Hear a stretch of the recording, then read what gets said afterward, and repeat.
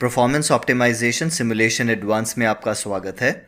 मैं सुरजीत कक्कर और ये सेशन आपको प्रिपेयर करेगा हमारे परफॉर्मेंस ऑप्टिमाइजेशन सिमुलेशंस रूम में एक्टिवली पार्टिसिपेट करने में।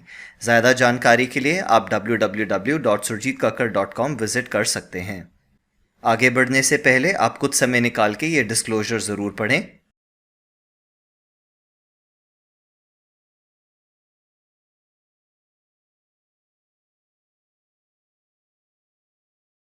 Performance optimization advance part 3। Gaps जो होते हैं हमको डिमांड एंड सप्लाई का जो सबसे ग्रेटेस्ट इम्बैलेंस होता है वो चार्ट पे दिखाते हैं। किसी भी दो लगातार कैंडल्स के क्लोजिंग प्राइस और ओपनिंग प्राइस के बीच के डिफरेंस को गैप कहते हैं। गैप्स डिमांड और सप्लाई का ग्रेटेस्ट इम्बैलेंस दर्शाता है। गैप से पहले प्राइस एक नॉर्मल मैनर में मूव कर रहा था, बट एकदम से प्राइस इतना फास्ट मूव करा कि चार्ट पे हमारे पास कैंडल की बजाय एक एम्प्टी स्पेस होती है जिसको गैप कहते हैं।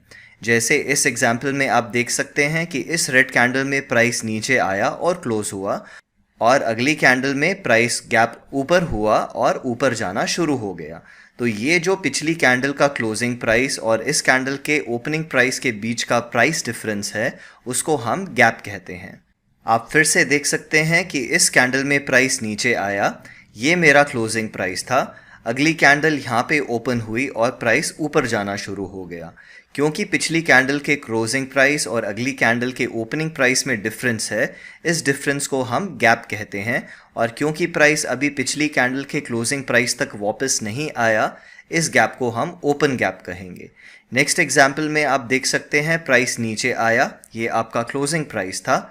अगली कैंडल यहाँ पे ओपन हुई और उसके बाद प्राइस ऊपर जाना शुरू हो गया। तो हमारे पास यहाँ पे ओपन गैप था, लेकिन इसकी बाद की कैंडल में प्राइस नीचे आना शुरू हुआ और गैप को फिल करना शुरू कर दिया। क्योंकि अभी तक प्राइस पहली लाल कैंडल के क्लोजिंग प्राइस तक वापस नहीं गया, इसलिए ये अभी भी एक ओपन गैप है जो थोड़ा सा फिल हो चुका है। और ऐसे ही आप लास्ट एग्जाम्पल में देख सकते हैं कि ये रेड कलर का कैंडल इस प्राइस पे क्लोज हुआ, अगला कैंडल ऊपर ओपन हुआ, मतलब हमारे पास इनिशियली ये गैप था, जिसके बाद प्राइस ऊपर गया और फिर प्राइस नीचे आया और उस रेड कैंडल की क्लोजिंग प्राइस तक वापस गया, जिसका मतलब अब ये गैप फिल हो चुका है। जब भी हम गैप्स यूज़ करते हैं हम सिर्फ ओवरनाइट गैप्स यूज़ करते हैं, मतलब कि एक दिन प्राइस जहाँ पे क्लोज हुआ अगले दिन वहाँ से गैप अप या गैप डाउन हुआ।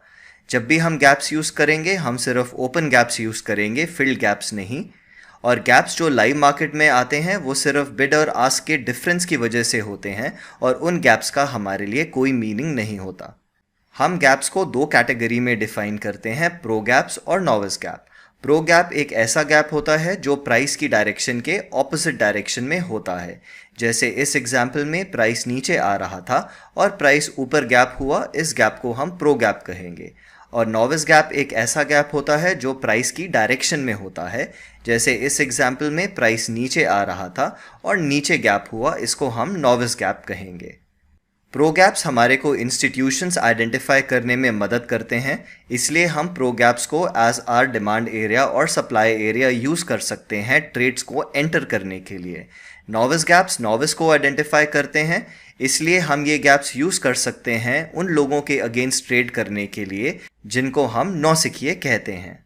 एग्जाम्पल के लिए, अगर एक डाउन ट्रेंड में प्राइस ऊपर आता है और गैप अप हो जाता है, क्योंकि प्राइस ऊपर आने के बाद गैप अप हुआ और मेरे सप्लाई एरिया में आया, जिसका मतलब अब कोई महंगे भाव पे खरीद रहा है और वो भी सप्लाई जोन पे, ये जो गैप है नॉविस गैप कह के हम as a shorting opportunity use कर सकते हैं।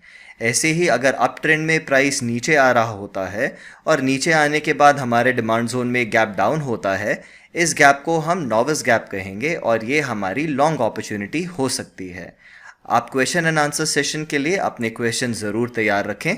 मैं सुरजीत कक्कड़, मेरे साथ बने रहने के लिए आपका धन्यवाद करता हूँ। मिलते हैं पार्ट 4 में।